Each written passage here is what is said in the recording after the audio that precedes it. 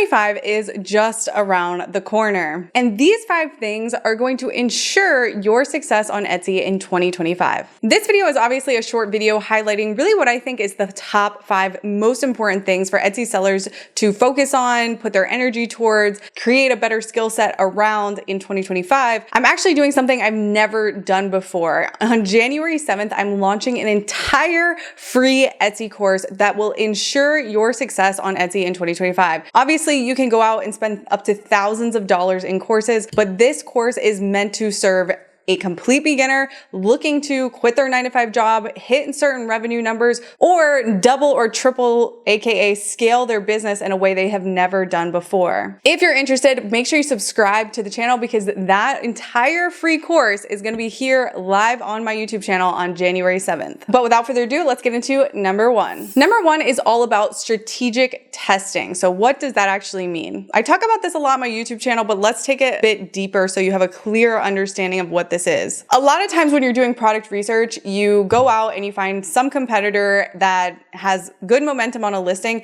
and you go and you make some sort of iteration of whatever that competitor's listing is. And it's kind of just like, look, create, and that's the end of the story. When in reality, when you have a new product idea or a new design idea, whether you're selling a handmade good, a print-on-demand good, or a digital download good, to fully develop an idea, that initial idea should just serve as an umbrella. For example, say you found a product idea that is something like this, that is a notebook that says letters to my husband, and you validated that product idea because it maybe has a 20 add to cart badge, a bestseller badge, a lot of reviews. Maybe you can see that the listing was posted in a short amount of time and it's getting a lot of reviews. All of those things are really great KPIs to validate a product idea. And so, like I said, what a lot of times, what sellers do, they just hopefully don't copy, but iterate on that idea and make it their own and launch it, and that's the end of the story, and they move on to the next idea. But this is not what I think should happen in a strategic test. It's not one-to-one. It's not idea, create. It's idea, create, test, test, test, test, test. So for an example like this, letters to my husband, what if we turn this to fully develop or fully explore this idea to its max potential before moving on to the next idea? If we already validated letters to my husband work, let's think of all of the different ways we could further explore this listing. We could do letters to my daughter, letters to my son, letters to my mother, letters to my father. But then wait a second, it doesn't stop there. Then we can also add another component to this. We can add personalization on top of this to increase the value proposition. But then wait a second, we also can then test the main staging environment. So I talk about this quite a lot, which is when you go to post your initial design or your initial product for the first time, you never just want to limit yourself to one thumbnail image. So what does that mean? That means on Etsy, which Etsy allows you to do this, you can duplicate and test your main image or your product in different staging environments multiple times so you can fully explore that idea and that concept to see which one performs best. So to further explore this, we could put this book with stage in a neutral background. We could stage it with a wood background with showing multiple in the main image to see the array of colors. Oh, by the way, we can also explore bundling that product with different products that exist in your catalog, because the idea of getting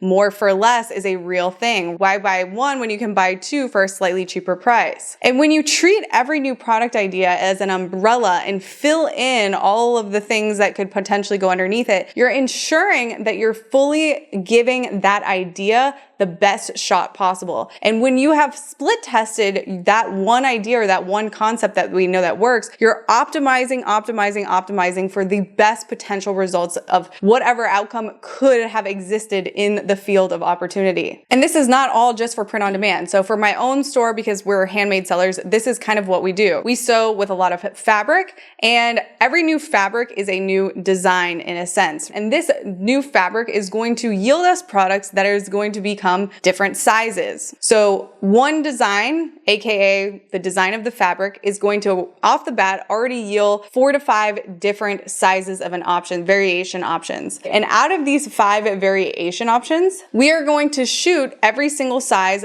by itself and optimize a listing for that single product by itself. Basically duplicate the listing and split test the different size options in the main image. Then we further test the more for less concept by taking all of those variation options and just doubling it up, basically showing 2 in the main image, but they see the price for 1, so you earn that click. And then we further test taking those variation options and bundling it with other different products in our store of where it would make sense, where potentially customers can buy a bundled set option with multiple products that we have. So you can see how one design or one fabric idea or one idea has just turned into 10 to 15 listings instead of just one single listing. The point of this is that you already validated that that design or that product idea or that saying was working. You might as well try to beat the thing that's working by further exploring the opportunity that lies within it. And doing this and building this into an SOP process or a standard operating procedure process is ensuring that every new concept that you come up with is fully being explored. The next one is pattern interrupt images. So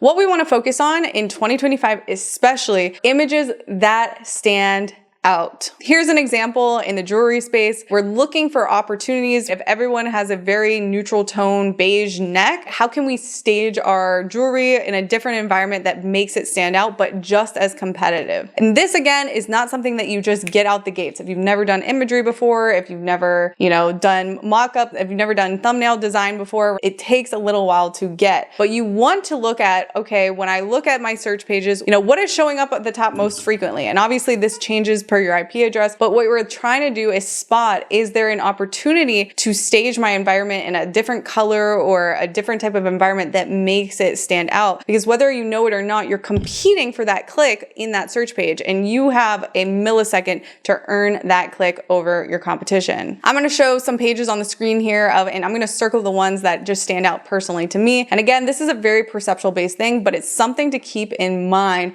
when you're optimizing your photography or when you're choosing your set that you want to shoot on. This is very important. Every detail in that main image matters. And this is why in the days where commercials on TV were so crazy, you would have a 50-person crew to shoot a 7-second commercial, because every little detail matters. And that's how you have to treat your thumbnail images, especially when you're competing. Number 3 is personalization. The name of the game now on Etsy is everything is personalized, but not just personalization, streamline personalization. So you don't want to add personalization to your business if it's elongating your processing time. We want to focus on product opportunities where we can streamline that personalization process. If you're print on demand, obviously you guys probably already know about it. Hello Custom is really the best automation personalization tool for print on demand sellers selling with Printify and now Amazon as well. But if you're a handmade seller and say you're trying to personalize notebooks or wall art or something like that, if you're not charging a premium price because it's a premium effort or a really hard effort to do the personalization, the moral of the story is you're not going to want to focus on that product opportunity if your processing times become weeks and weeks and weeks. We want to focus on product opportunities where we can streamline the personalization process. So if you're trying to engrave leather notebooks or glass or wall art or something like that, you want to make sure that you have the machinery and the equipment to streamline the process to make it efficient. Because if you don't have an efficient process, then that means that your business is not scalable, which means that if any given moment, if you get a huge influx of orders, it's really difficult for you to fulfill that order in a good amount of time. Unless, of course, I have a friend on Etsy that sells, like $10,000 tables, in which case you can customize the whole dang thing if you're making $10,000 per sale. But most sellers don't have that opportunity sitting in their belt. So if it's worth the time and energy, then it needs to be charged a premium price, but you can't charge a premium price for all products if you're competing against people that have a very good quality product and do personalization and are undercutting you. So we want to focus on product opportunities where we can streamline personalization, whether you're handmade, digital download, or physical goods. Number 4, and this one's not that difficult, it's just overlooked. Number 4 is storytelling. So a lot of complaints about competing against Chinese sellers, competing against dropshippers, all of this stuff. So that means if you are someone that actually designs your own shirts or actually makes your own products and you actually have a hand on that design or that product, tell me that story. Who are you? What is your mission? What is your vision? What is your why? You have a video slot opportunity. If you're not someone that can make a video for each unique product that you have, do a TikTok silent montage showing waving to the camera, showing you packaging your goods, how you package your goods. What does your packaging look like? Are you a family business? Are you a small business? Do you work out of your house? Do you have kids? What is that story that allows your future customer to connect with you? Tell that story. You have an about About Me section, you have a video section, and you have 10 image slots. There's only so many ways you can stage your product in those 10 image slots. Utilize those, put infographics, put pictures of yourself, show yourself actually doing the thing and making the product, connect with your buyers on a different level, especially when you are a true handmade seller, because it's rare.